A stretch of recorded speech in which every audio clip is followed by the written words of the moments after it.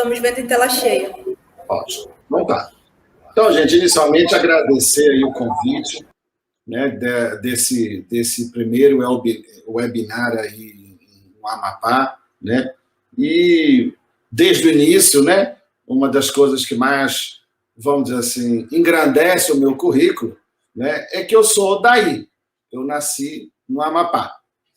Eu nasci em Macapá. Né? Na verdade, eu nasci em Serra do Navio.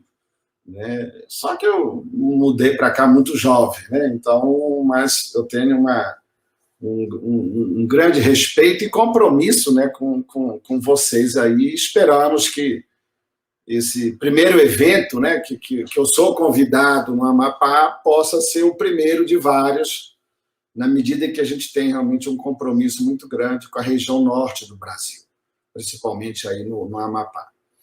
Então, como a Juliana já falou, eu sou geriatra, né, e a minha grande atuação nessa questão mesmo do envelhecimento é junto ao Ministério da Saúde e ao Conselho Nacional de Secretários de Saúde, né, que é o CONAS. Então, uma das nossas grandes preocupações é realmente levar o conhecimento para que as pessoas possam melhorar a vida, né, do idoso, da pessoa idosa. Então, a Covid-19, né, gente, eu encaro essa pandemia extremamente cruel, vamos dizer assim, principalmente com a nossa população, com a população idosa, mas, por outro lado, deu visibilidade exatamente para essa maior suscetibilidade. Eu sou professor aqui da UFMG há 30 anos, sou formado em medicina há 32 anos, e nesses anos, essa foi a melhor oportunidade que a gente teve de mostrar o que é o idoso, o que é o envelhecimento. As pessoas realmente não discutem muito essa questão. Quando discute, é em cima de uma reforma da Previdência, né? São questões não relacionadas à saúde, principalmente no que se refere a políticas públicas voltadas para essa população. Então, nós estamos realmente tentando aproveitar ao máximo essa pandemia para que a gente possa dar visibilidade para essa população. Então, a infecção pelo SARS-CoV-2, ela é muito interessante, ela tem uma história natural que hoje a gente já conhece muito bem. E vocês estão vendo aqui que a grande população que foi acometida por essa doença foram os idosos, porque eles têm as comorbidades que aumentam o risco dessa doença. E aí você tem uma letalidade, vamos dizer assim, que varia de menos de 5% até mais de 50%. Mas por que há uma diferença tão grande assim na letalidade? Vamos chamar de taxa de mortalidade. Porque você tem, então, o que a gente chama de causalidade cumulativa e sinérgica. Não basta ser idoso. Com o envelhecimento, você tem oportunidade, vamos dizer assim, de adquirir doenças e incapacidades. E é esse acúmulo de doenças e incapacidades que a gente chama de causalidade cumulativa e sinérgica. Então, à medida que você vai acumulando comorbidades, vai acumulando o que a gente vai chamar a partir de agora de fragilidade, você tem um aumento do risco de falecer pela doença. Então, a Covid trouxe isso de uma forma muito, muito exuberante. É claro que pega indivíduos adultos e tudo mais, mas não há dúvida que mais de 80% dos óbitos ocorrem em pessoas idosas, mas não só idosas. Idosos que têm isso que a gente chama de causalidade cumulativa e sinérgica, que é a fragilidade. Então, esse aumento da mortalidade, ela é um efeito da soma da idade, que é a senescência, dos fatores de risco que a pessoa traz consigo, das doenças, das comorbidades múltiplas, da sarcopenia, que foi discutida aqui com muita propriedade, do comprometimento cognitivo leve e das incapacidades. Então, à medida que você vai acumulando essas incapacidades, você vai ter um risco maior de entrar numa fase imunoinflamatória trombótica, onde vou ter realmente a falência de múltiplos órgãos ou a síndrome respiratória aguda grave. Por quê? Porque os mecanismos homeostáticos desse indivíduo fragilizado não estão funcionando como no jovem. Consequentemente, ele vai ter uma complicação maior da doença. E isso foi comprovado há um ano atrás, né? Apesar das pessoas ainda não prestarem atenção nisso, esse estudo, chamado Estudo COPE, mostrou que o aumento da mortalidade na doença, ela tem tudo a ver, aqui que eu estou apontando para vocês, com a maior fragilidade desse idoso, de tal forma que o indivíduo aqui, que é o extrato 1 da classificação do Hawking, a taxa de mortalidade foi de 7,7%, enquanto que o indivíduo mais frágil foi quase 60%. O efeito, então, das doenças, diabetes, doença arterial coronariana, hipertensão, vocês estão vendo aqui, não é significativo.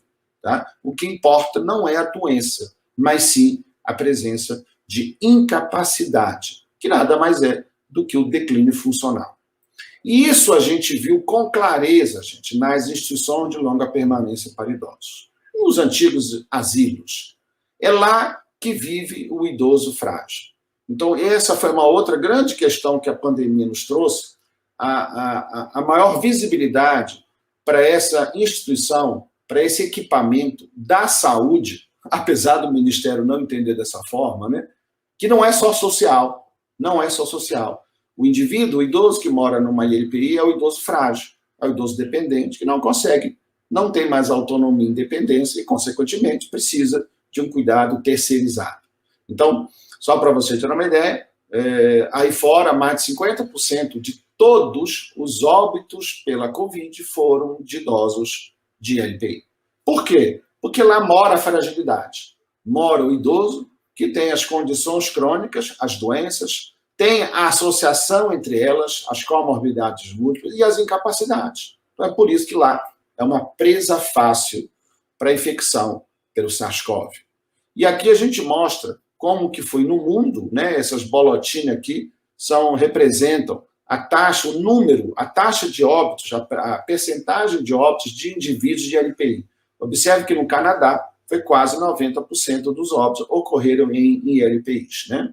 E aqui a gente fez um trabalho, uma estimativa, logo no começo do ano passado, mostrando que no Brasil a probabilidade, né, a nossa estimativa é que 44,7% dos óbitos seriam de idosos de ILPI.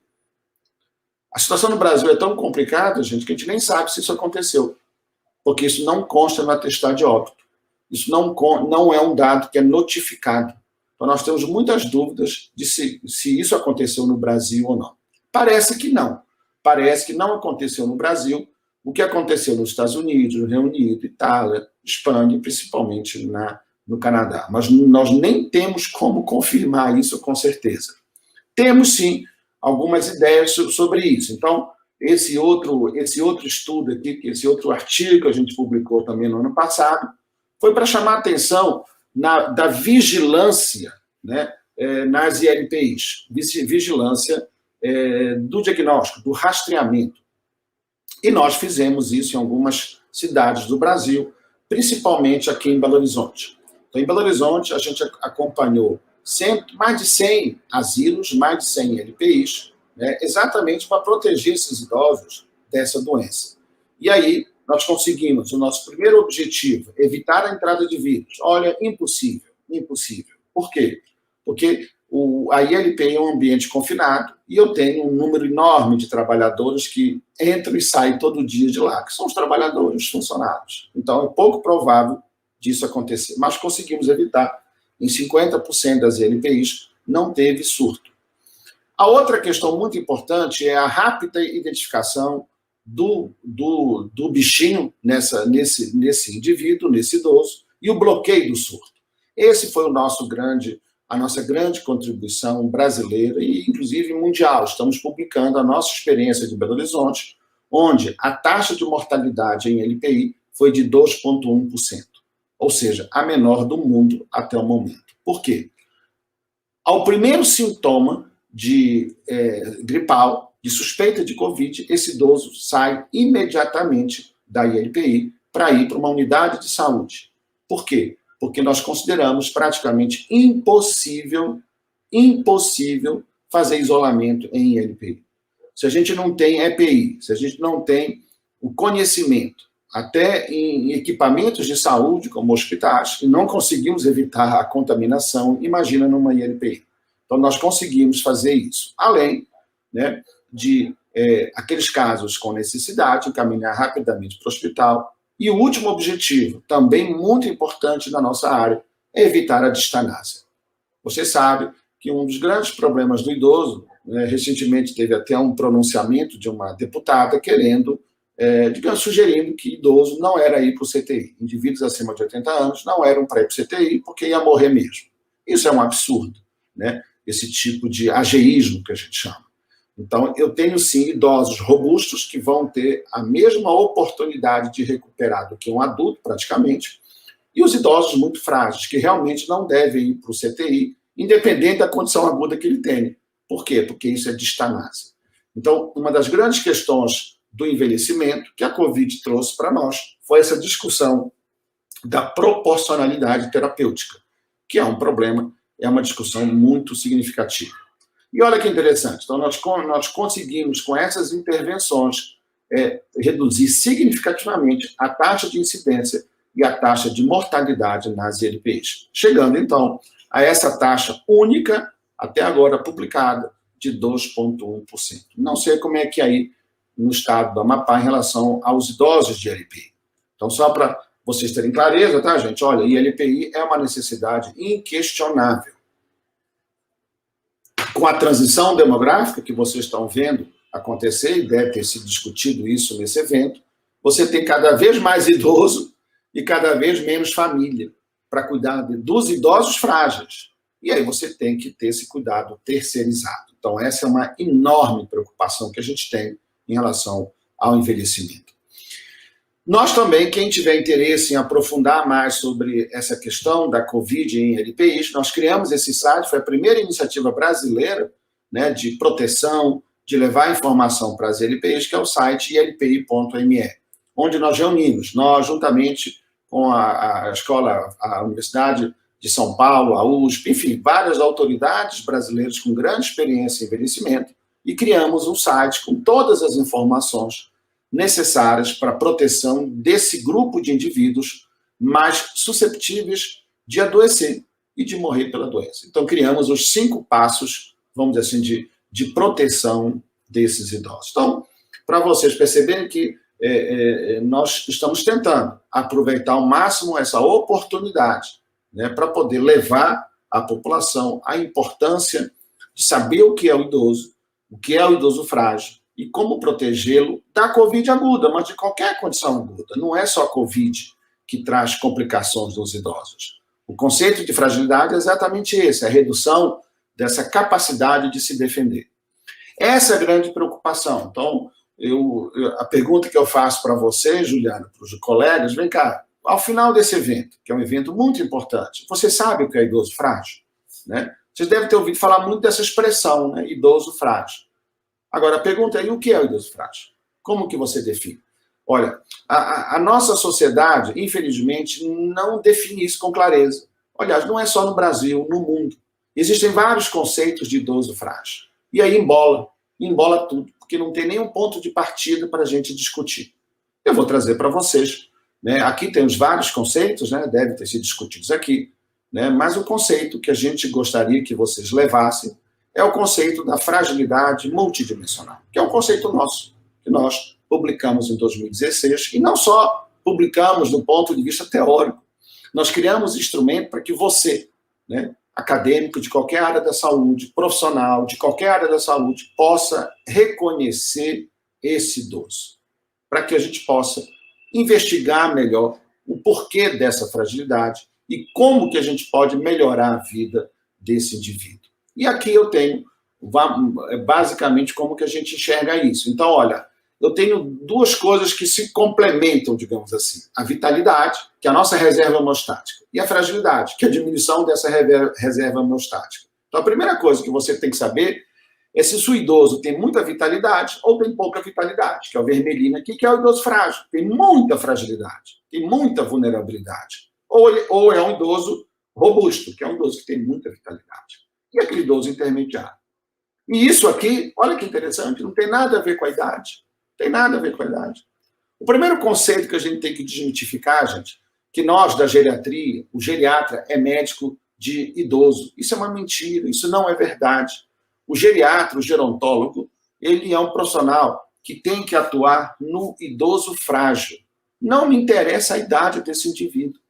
Alguns de vocês devem estar se perguntando, né? Sempre essa pergunta a gente ouve, né? Com que idade eu devo ir ao geriatra, né? Vocês devem estar se perguntando. E aí eu vou falar que não há uma idade para ir ao geriatra. Existe sim a fragilidade, tá? Então vamos lá. Então, esse olhar geriátrico gerontológico, gente, que é o que a Covid está obrigando as autoridades a terem, né? Ele começa com o funcionamento do indivíduo nas práticas do cotidiano, digamos assim, nas tarefas do cotidiano, que são as atividades de vida diária. Então, o grande objetivo da geriatria e da gerontologia é melhorar, é otimizar, é maximizar, é preservar a autonomia e a independência. Esse é o grande critério de vitalidade, de fragilidade. Então, aquele indivíduo que é capaz de fazer todas as atividades de vida diária, ou seja, aquilo que é necessário para ele cuidar de si, cuidar de sua vida, ele é um idoso saudável. Pode ter 1 milhão de doenças, não me interessa. Pode ter 200 anos, não me interessa. Isso que importa. Então, essa visão multidimensional da autonomia e da independência, ela é fundamental. Então, olha, o que eu quero saber do meu idoso não é qual que é a pressão dele, qual que é o colesterol, qual que é a glicose, se ele dá conta de fazer essas tarefas do cotidiano. É isso que me importa. É a partir daqui, tá, gente, que eu defino quem é esse idoso, para eu saber o que ele precisa.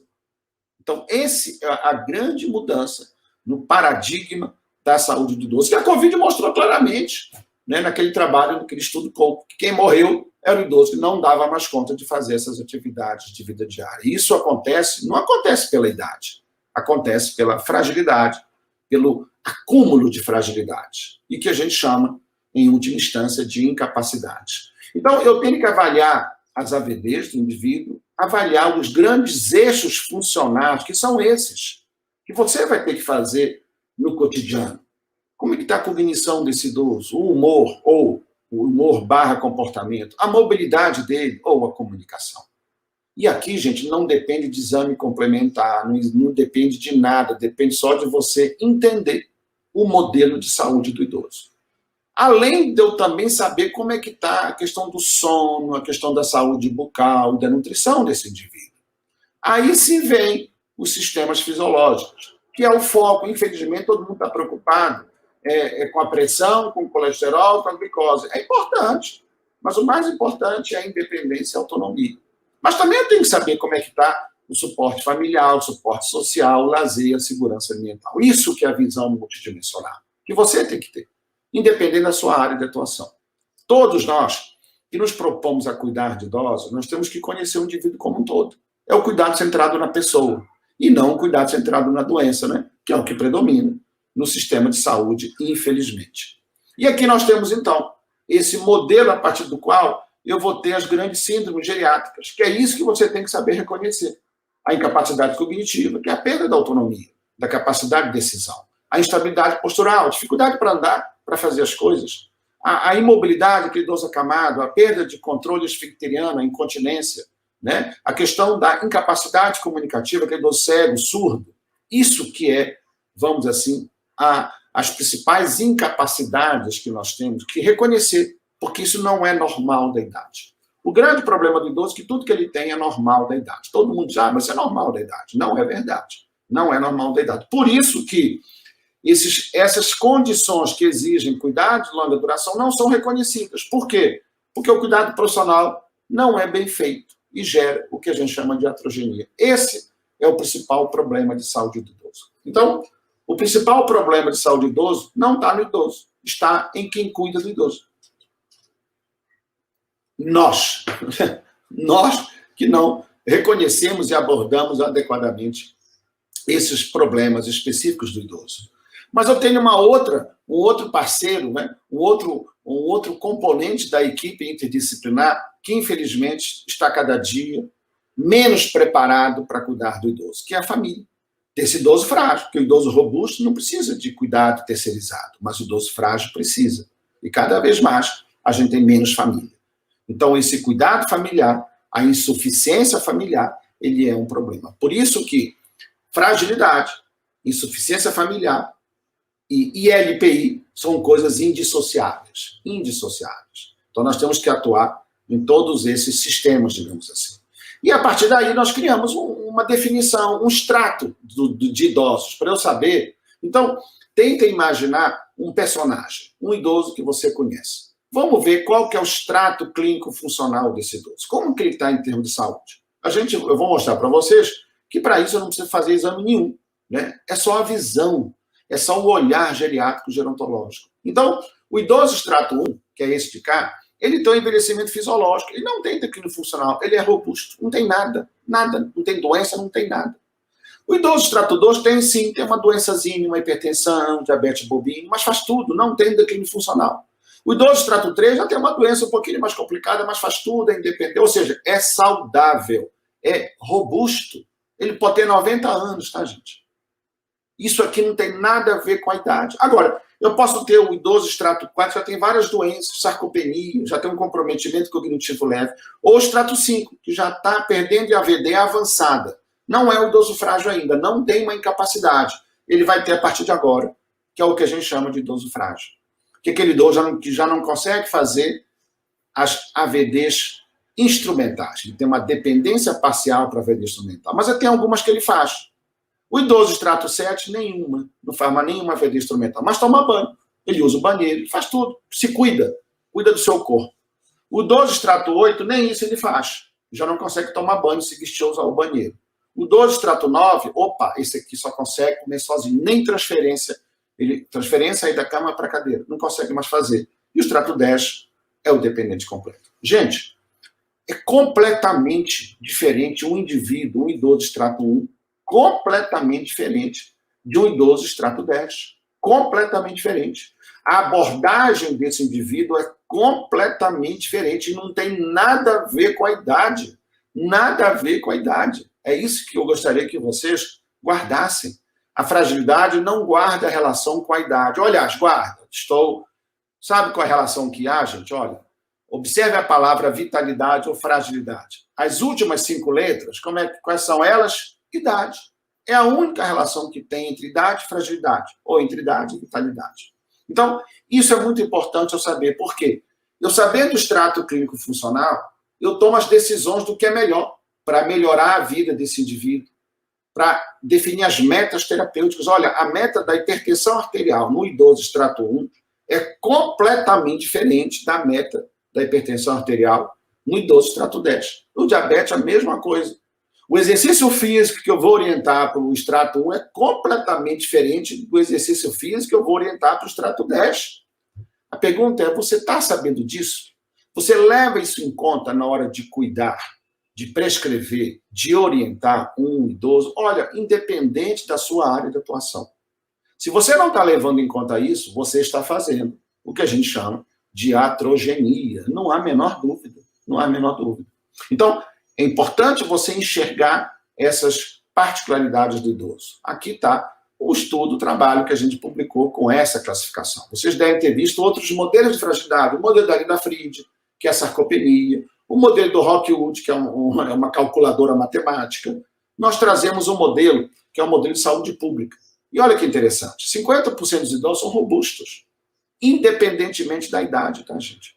30% está lá, no meio termo, e 20% é frágil. Então, de 10% a 20% só dos idosos que são frágeis. São esses idosos que precisam de geriatra, que precisam de um profissional especializado. Não é todo idoso, não é, tá, gente? Não é, até porque nem tem. Para você ter uma ideia, no Brasil, né, em termos de geriatra, nós devemos ter 2.000 geriatras, né, vamos dizer assim, para 30 milhões de idosos. Não tem o menor cabimento a gente querer. Né, que no Amapá, depois eu queria que a Juliana me falasse qual que é a população de idosos do Amapá e quantos geriatras tem no Amapá. Olha, se tiver 10 geriatras, eu vou comemorar. Não deve ter, não deve ter. Então, como que eu vou querer que todos os idosos do Amapá tenham um geriatra porque tem 60 anos ou mais? Isso é inconcebível. Não é necessário. Não é necessário. Tá? Então, nós temos que identificar quem é o idoso que precisa dessa tecnologia que a geriatria e a gerontologia dominam, digamos assim. Né? Então, Para isso, nós criamos um instrumento que você pode aplicar a partir de agora, a partir de hoje à noite, né? Nos idosos que você conhece, que é o IVCF-20, que é o Índice de Fragilidade, Índice de Vulnerabilidade Clínica Funcional. São 20 perguntas que avaliam exatamente aquelas variáveis, aquelas dimensões da saúde que eu falei para vocês. E você, cada pergunta tem uma pontuação, e a pessoa pode tirar de 0 a 40 pontos nessa pontuação. Então, se esse indivíduo tirou acima de 15 pontos nesse questionário, opa, esse idoso aqui é vermelho, ele é frágil, tem que ter um geriatra, tem que ter um acompanhamento especializado. Mas se tirou de 0 a 6 pontos, opa, ele tem baixa vulnerabilidade, não é necessário, não precisa. Atenção primária pode dar conta dele. E se tirou de 7 a 14 pontos, olha, pera lá, vamos ver com certo cuidado. Então, esse instrumento, ele permite que você, que não é geriatra, que não é gerontólogo, possa ter uma ideia para reconhecer quem é o idoso frágil, que você tem que ter maior cuidado com ele. E para isso não precisa de ter formação especializada nenhuma. Basta ter um conhecimento que é isso aqui. Então, o IVCF, ele vai ser fundamental para a estratificação de risco da população, desses idosos, e para o manejo. Fundamental, tá, gente? Eu saber reconhecer condições de saúde que eu não reconheceria fazendo o que é feito habitualmente. Então, com o IVCF, eu vou reconhecer aquele indivíduo que tem uma suspeita de demência, de Alzheimer, um indivíduo que tem suspeita de depressão, que está caindo muito, que tem polifarmácia, que tem incontinência, que tem sarcopenia, que tem alteração visual, alteração auditiva, polipatologia, polifarmácia. Olha o tanto de informação que esse instrumento pode lhe dar para você melhorar a vida desse idoso.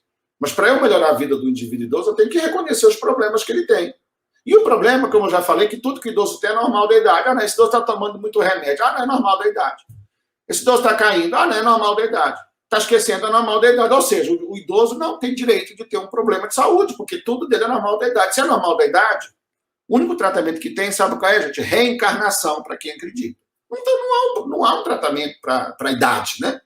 Agora, para a fragilidade, há, como a gente está vendo e vai aprofundar mais. E aqui estão realmente os artigos do IVCF-20 hoje, é o principal instrumento usado na atenção primária para avaliação da saúde do idoso. Então, vários estudos mostrando a sua aplicabilidade na atenção primária e feita por qualquer profissional de saúde, incluindo o agente comunitário de saúde, que é de nível médio.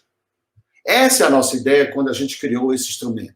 É fazer com que todos os profissionais da saúde, da equipe da atenção primária, possam ter uma ideia se esse idoso é frágil e qual a causa dessa fragilidade e o que fazer em cima dessa fragilidade, digamos assim.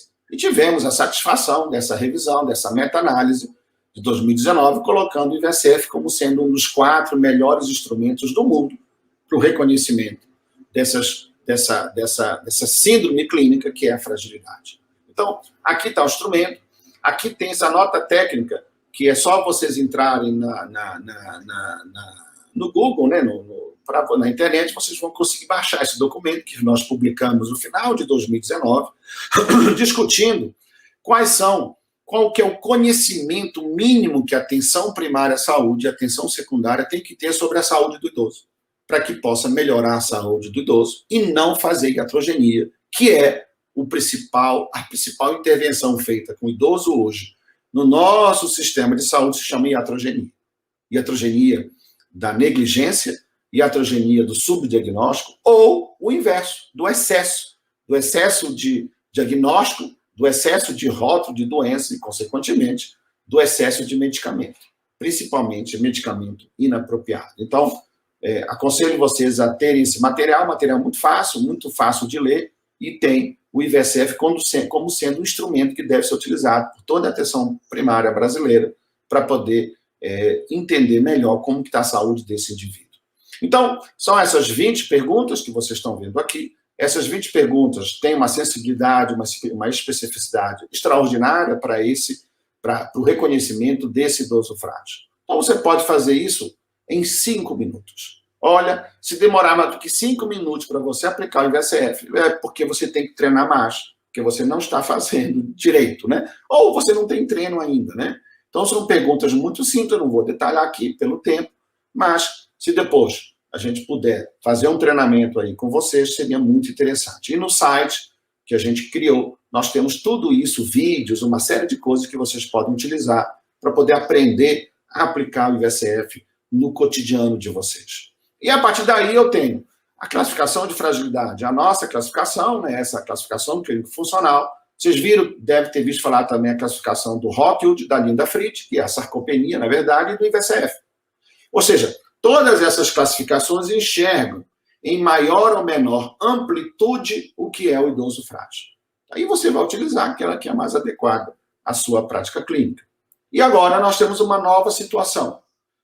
Vimos que a COVID, ela compromete de uma forma agressiva o idoso, particularmente o idoso frágil. A taxa de mortalidade nessa população é realmente muito elevada. E você vai ter agora o que a gente chama de pós-Covid. Então, o colega anterior chamou atenção para isso. Olha, cada vez mais eu tenho os pós-Covid, os que sobreviveram. E o grande problema é que alguns desses que sobreviveram com sequelas. Então, o pós-Covid, ele é realmente uma grande preocupação. Daí, outra consequência da Covid-19, que é a valorização da reabilitação. Vocês sabem que reabilitação no Brasil sempre foi uma coisa vergonhosa, né? Não tem praticamente na rede a reabilitação. Com a Covid está cheio de centro agora pós-Covid. Né? Ótimo, que bom que estão enxergando isso. E como a Covid é democrática, pega também jovem, não é só velho, não é só idoso, né? Quem sabe as pessoas não enxergam a importância do pós-Covid. E o pós-Covid pode trazer várias sequelas, né? Várias sequelas. Olha, eu vou falar um segredo para vocês. Não é só Covid, tá, gente, que traz sequela. Qualquer condição aguda, uma pneumonia, bacteriana, pneumocócica, pneumonia qualquer, que o indivíduo interno, ele vai sair com todas essas sequelas. Só que ninguém enxerga. Mas no pós-Covid enxerga. Ótimo, então tá. Vamos dar ênfase nisso, porque quem sabe com isso a gente consegue levar a importância de avaliar, de reconhecer as incapacidades. E exatamente por isso que aqui em Minas Gerais, desde o ano passado, nós estamos usando o IVSF-20 para o pós-Covid em qualquer faixa etária, independente de ser idoso. Por quê? Porque é o único instrumento brasileiro, né, que reconhece a presença de incapacidade que esse indivíduo vai ter. Então, inclusive, a sociedade, né, o Conselho, né, de Fisioterapia e Terapia Ocupacional está recomendando o uso do IVSF-20 para o reconhecimento das incapacidades, que são várias, né, que esse indivíduo pode ter nesse pós-Covid. E aqui nós temos o IVSF e aqui a capacidade que ele tem de reconhecer cada uma das incapacidades que a Covid pode trazer. Então, é um instrumento muito interessante, porque além de reconhecer no pós-Covid, ele vai ser perene, tá, gente? Ele foi criado antes da Covid. Quem sabe ele não sobrevive depois da Covid e as pessoas incorporam isso no dia a dia. Porque a Covid vai acabar, tá, gente? Isso é uma questão de tempo, não há dúvida. Mas as condições agudas vão continuar, né? Elas não vão desaparecer, porque sempre existiram. Só que agora tem uma que está todo mundo dando importância. Então, nós temos que aproveitar essa oportunidade. Por isso que nós estamos fazendo esse material, um material que a gente vai publicar pelo CONAS, pelo CONASENS, pelo Ministério, que é o manejo do pós-Covid, onde tem o IVSF como carro-chefe. Tá? Então, ele é capaz de reconhecer todas as incapacidades da Covid e vai além, porque ele pode reconhecer a fragilidade, independentemente da Covid. É muito melhor do que as escalas que estão, cada dia aparece uma escala específica para o pós-Covid, né? Essa é uma que são das escalas que são recomendadas, o PCFS, que não tem nada que não tenha no IVSF. Só que ela é específica do Covid. Só que o Covid vai desaparecer, né? A infecção pelo SARS-CoV vai desaparecer. Então, né, a gente quer que esse olhar continue, independente da Covid. Então, o nosso objetivo, tá, gente? Aqui eu gostaria, caminhando já para o fim, o grande objetivo de nós termos esse olhar geriátrico, gerontológico, é melhorar a vida do paciente e da família. Tá? E aí, para isso, eu tenho que pensar, olha, eu tenho que melhorar a vida atual e a vida futura. Mas a atual é mais importante que a futura. Então, é importante a gente refletir sobre isso. Um indivíduo com 40 anos, teoricamente, ele tem mais 50 anos de vida. Então, o futuro realmente é muito importante. Mas o indivíduo com 80 anos, com 90 anos, o futuro já é menor. Então tem que ter muito cuidado com o excesso em fazer no indivíduo de 90 anos a mesma coisa que eu faço no de 40. Não é bem assim, tá? Então, essa individualização é fundamental. E vocês vão ver que a principal intervenção que melhora a vida do idoso é tirar remédio errado. Mais de 50% dos idosos têm polifarmácia. O IVSF enxerga, tá, gente? O uso de 5 ou mais medicamentos por dia. E 50% desses indivíduos estão tomando medicamento inapropriado. E aí eu vou fazer uma provocação. Você já deve ter visto idosos tomando fluoxetina, né? Proibido no idoso. Amitriptilina, proibido no idoso. Glibenclamida, proibido no idoso. E vocês devem estar tendo muito idoso tomando esses medicamentos, tá? Então, o grande problema do idoso é medicamento inapropriado, ou o excesso de tratamento sem necessidade. E a prescrição correta, porque tem coisa que tem que ser dada, que não está sendo dada. Ou a definição de metas, conforme o extrato desse idoso. Olha, a hipertensão no extrato 1 é diferente da hipertensão, a meta da hipertensão no extrato 1 é completamente diferente da meta da hipertensão no extrato 10. E a reabilitação, que é fundamental, independente de Covid. Tem a fratura de fêmur, a velha fratura de fêmur, o velho AVC, né? Que esses idosos, a gente sabe que não fazem reabilitação. Né? E o cuidado paliativo, fundamental. Felizmente, agora, o cuidado paliativo entrou como uma das prioridades da atenção primária. Então, isso é para nós muito importante. Por quê? Porque quem está mais próximo da morte é o nosso idoso. Né? E muitas vezes ele tem condição de saúde, por exemplo, uma demência avançada, um Parkinson avançado. Não é só um câncer, tá, gente? Porque o câncer não tem idade. Então, nós temos que saber manejar, nós temos que oferecer para o idoso a vida, melhorar a vida desse idoso e fazer com que ele tenha uma boa morte. E, finalmente, a prevenção primária e secundária, que não é o foco no nosso idoso. A prevenção primária e secundária é lá aos 30, 40 anos. Nosso idoso, principalmente no idoso frágil, muito cuidado com o uso de AES, uso de estatina, principalmente as intervenções medicamentosas de prevenção. Que é o que a gente chama de cuidado certo, que é o cuidado na medida certa. Nem de mais, nem de menos. Esse que é o desafio do nosso sistema de saúde. É o cuidado na medida certa, conforme o extrato clínico funcional desse idoso.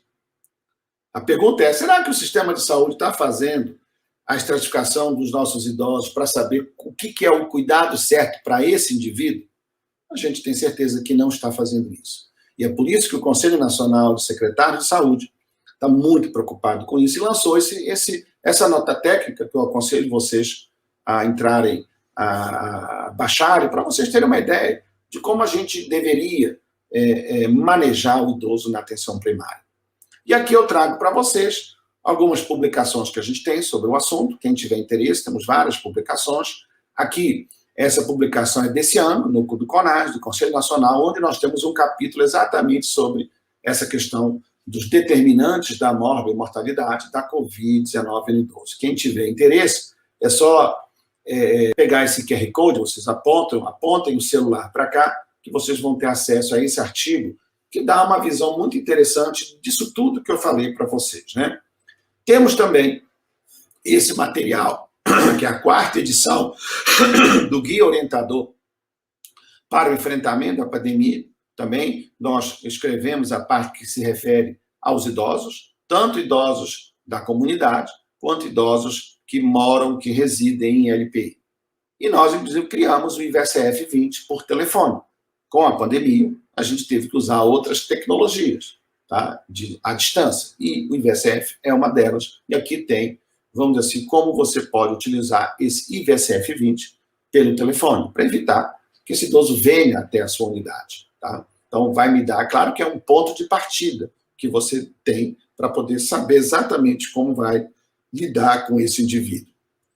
E aqui eu trago para vocês também esse site que eu já falei para vocês, que é o ivsf20.org, onde vocês vão ter tudo sobre o IVSF, tudo sobre alguns materiais que a gente tem. Temos até um aplicativo onde você aplica esse IVSF de uma forma muito mais lúdica, entendendo o porquê de cada pergunta e como interpretar as respostas a esse instrumento. Tá?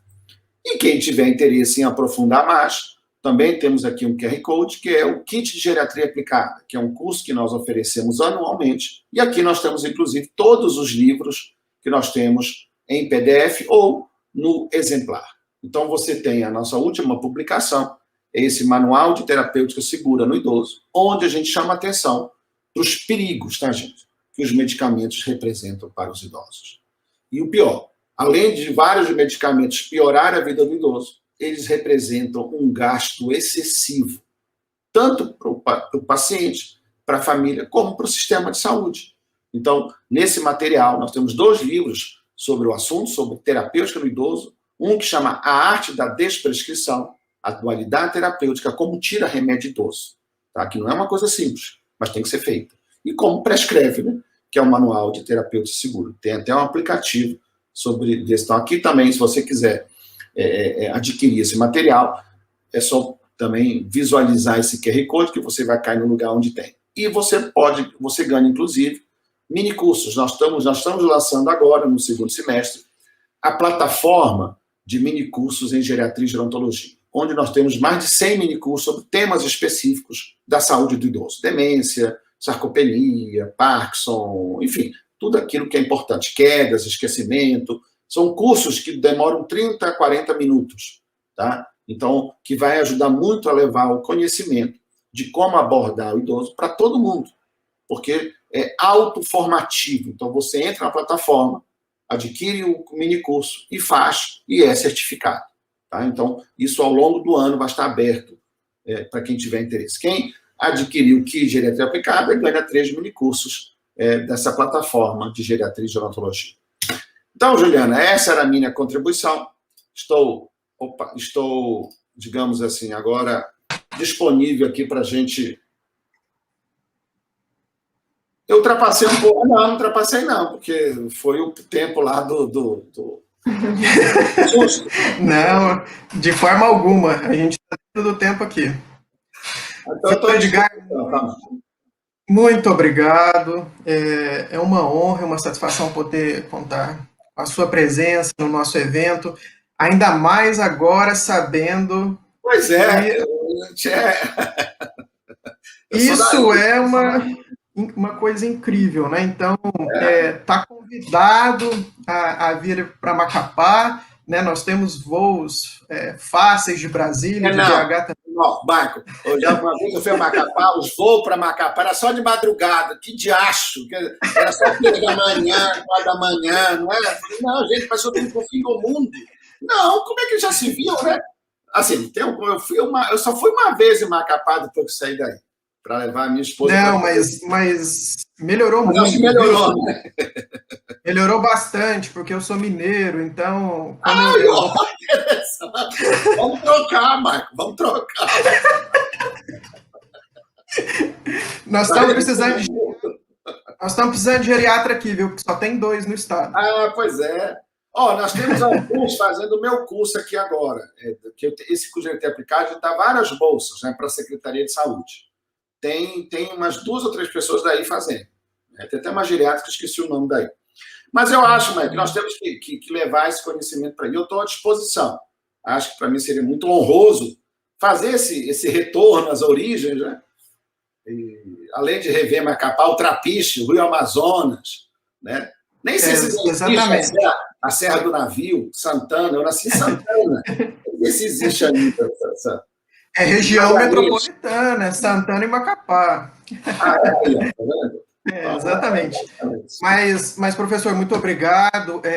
Eu também não posso deixar de dizer aqui que em 2014, nós, em um evento no Fórum Brasileiro de Neuropsiquiatria Geriátrica, nós tivemos a oportunidade de fazer uma visita no Centro de Referência do Idoso, e, na ocasião, nosso grupo, né, de Uberaba, pela coordenadora Helene, nós estivemos lá e o senhor recebeu a gente lá muito bem, a gente pôde ter a experiência da visita lá no Centro de Referência, então eu não esqueço disso. Tá? E também não esqueço também dos livros, né, dos guias de bolso, que eu tenho vários, e sempre nos eventos o senhor autografou, enfim. Então, carinho muito grande que a gente tem pelo senhor. A gente tem aqui, acho que 2 perguntas. Pode colocar a primeira, por favor, aí, pessoal?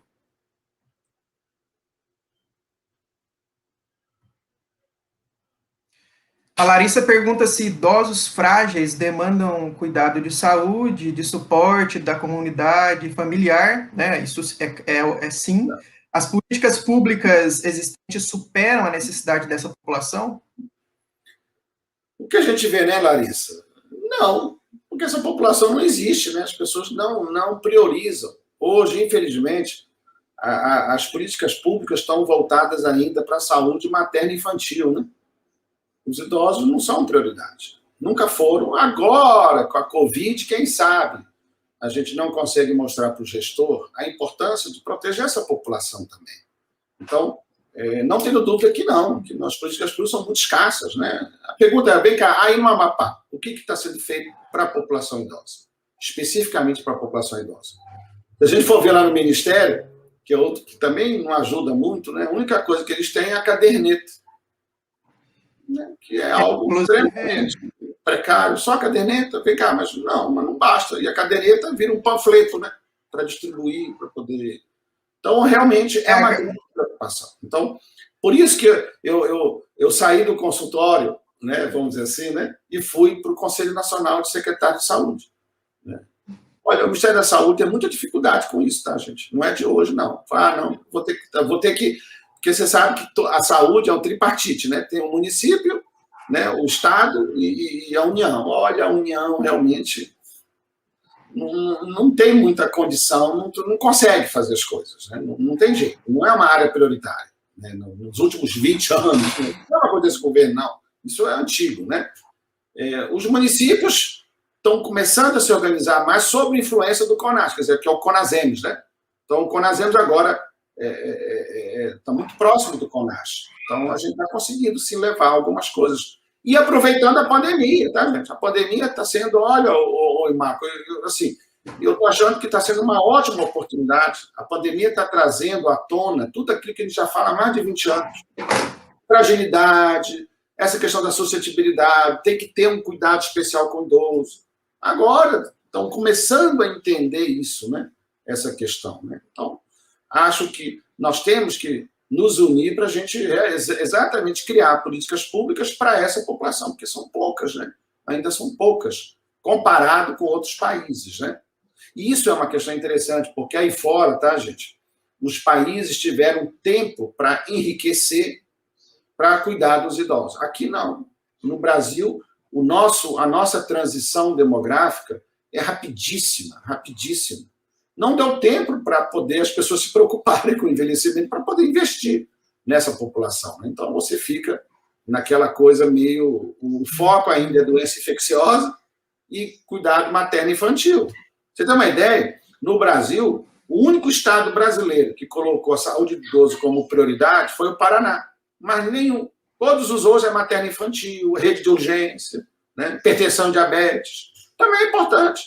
Mas tudo isso culmina, tá, gente, no idoso, que é o idoso que vai ter as condições crônicas. Tá? Então, realmente, é algo que a gente tem que... Com certeza ainda nós teremos aí uma série de desafios, né, pela frente, e aqui, de fato, existe uma escassez de iniciativas, né? Se você for ver, eles dizem que trabalha com idoso, né? Você passa na esquina da unidade de saúde, e lá tem uma plaquinha que atende todo mundo, né? Mas isso aí não é garantia de uma linha de cuidado, né? Sistematizada, né? Dentro de uma rede voltada para o atendimento ao idoso. Então, aqui, especialmente no estado do Amapá, nós necessitamos muito ainda de iniciativas dessa natureza, né? E temos começado a discutir isso, né? Tentado trazer outras iniciativas também voltadas para pesquisa, para poder incorporar dados, né, dos idosos do estado do Amapá também nesse cenário nacional e internacional, e, enfim, tentar caminhar, né, para avançar aqui com relação a esses aspectos. Nós temos mais uma pergunta aqui, que eu acho que o senhor já respondeu, mas vamos colocá-la aqui, né? A caderneta de saúde da pessoa idosa também poderia configurar uma ferramenta de monitoramento, ou ela não é é suficiente? O que o senhor acredita? Pois é, então eu tenho muito orgulho de ter feito a caderneta de saúde da pessoa idosa, né? Então, essa que foi a terceira edição da caderneta, de 2014, nós que fizemos, né? Só que ela foi muito modificada e acabou que ela não consegue definir uma direção, uma linha de cuidado. Ela virou uma coxa de retalhos, né? E o grande problema é que quando se fala em caderneta de saúde da pessoa idosa, é distribuir. Aí você preenche lá o nome do paciente, a idade, endereço e acabou. E dá a caderneta para o idoso. Não serve para nada. Não serve para nada, né?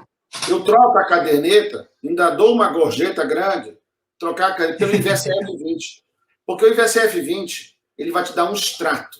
Ele vai te definir fluxo, tá, Michael?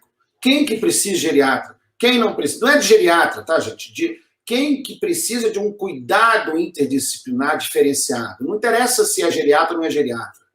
Isso é 10% da população. Então, Michael, você é lá de Uberaba, hoje a vitrine brasileira de política de saúde do idoso, que funciona, chama-se Uberlândia, que é Uberabinha, né? Lá aqui em Minas Gerais, Uberlândia. Não, capital do Triângulo Mineiro é Uberaba, não é Uberlândia, viu? Oh, não?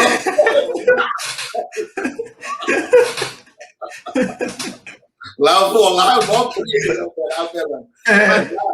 para você ter uma ideia, Michael, lá são 120 mil idosos. É uma cidade grande, né? São 700 mil pessoas, mais ou menos.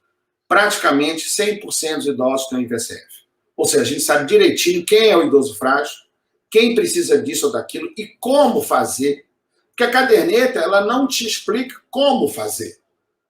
Ela tem lá um instrumento que nós traduzimos na época e colocamos, que é o VES-13, né? Que é um instrumento que ele não reconhece demência, ele não reconhece depressão, ele não reconhece polifarmácia. Então, ele se perdeu. Quer dizer, a caderneta não é uma política pública. Ela não é aplicada, né? Vocês devem ver isso no dia a dia.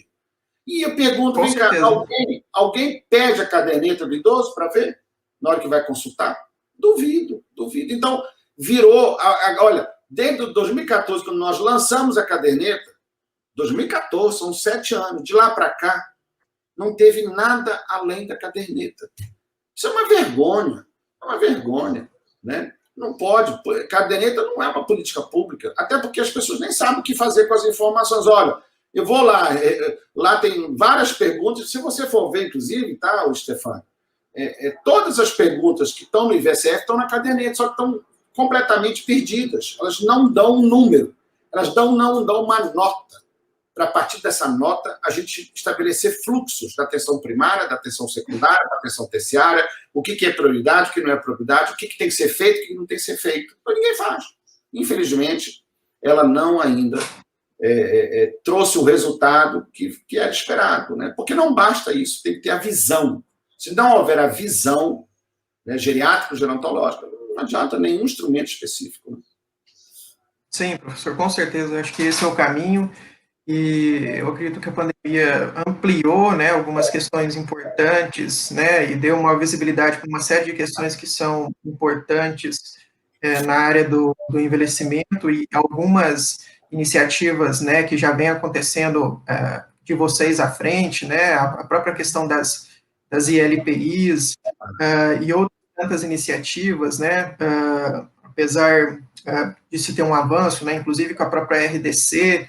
Enfim, tem questões outras pontuais, né, como o próprio CID 11. Né? Marco, como essa coisa é vergonhosa. Você sabe que a RDC foi revista agora. Saiu agora, a nova edição. Sim. É uma vergonha, eu não vou nem comentar. Uma vergonha. Depois de 16 anos, mudaram só o nome do ministério, que não é mais o ministério da... Um absurdo. Nessa RDC tem uma classificação, até hoje eu não entendo, é o idoso grau 1, grau 12 e grau 13. Olha, é o único lugar do planeta que usa uma classificação completamente esquizofrênica, como essa que está na RDC. Então, nós até acionamos a Anvisa, né? Nós, que eu falo é o CONAS, né? Gente, vamos fazer uma nova edição digna, né? E não mudaram nada, Marco. Impressionante, você vê, 16 anos, finalmente vão mudar a RDC. Quando eu vejo, é um escândalo que fizeram. Mudaram só o número das leis, né? Dos artigos. Só. E o nome do ministério, não, a assinatura é diferente. O presidente agora da Anvisa é outro, não é mais... Enfim, você vê como que é um descaso, tá, Michael? É um descaso com a saúde do idoso. Realmente, se nós não nos unirmos, vai continuar do mesmo jeito, como está nesses últimos 20 anos. Né? Quem sabe com a Covid a gente consegue mudar. O senhor acredita, então, para finalizar, que nesses próximos anos, e até mesmo em decorrência dessa questão da pandemia e da pós-pandemia, é possível, é provável que nós tenhamos um olhar, né, mais sensível, né, para o idoso em termos de política e serviços? Não tenho dúvida disso, que isso está ocorrendo.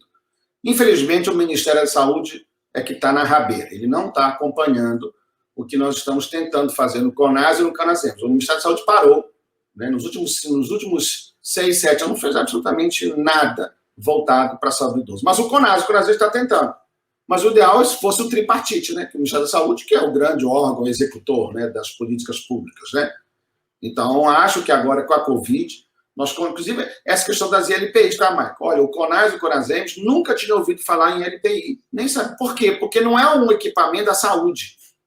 Olha que coisa... Isso é uma outra vergonha brasileira, tá, Maicon? O único país do mundo onde LPI é da assistência social e só é o Brasil. Aí fora faz parte do sistema de saúde. Ele é sócio-sanitário. Mas no Brasil, não. E o pior, tá, Maicon? Grande parte das pessoas que defendem LPI são contra. São contra ter ação da saúde, do Ministério da Saúde nas LPI. Isso que eu não consigo entender. Então, realmente, a coisa é complicada. Mas eu não tenho dúvida que agora nós temos várias coisas que foram deflagradas e que vão ter continuidade. Mas temos que ficar atento e vigilante. E é por isso que esse webinar que vocês estão organizando, ele é muito importante para despertar nas pessoas essa preocupação, né, Marco? Porque o envelhecimento é o fim de todos nós, né? Mesmo que seja por proveito próprio, né? Tá bom, não interessa. Vamos construir uma rede de atenção ao idoso digna.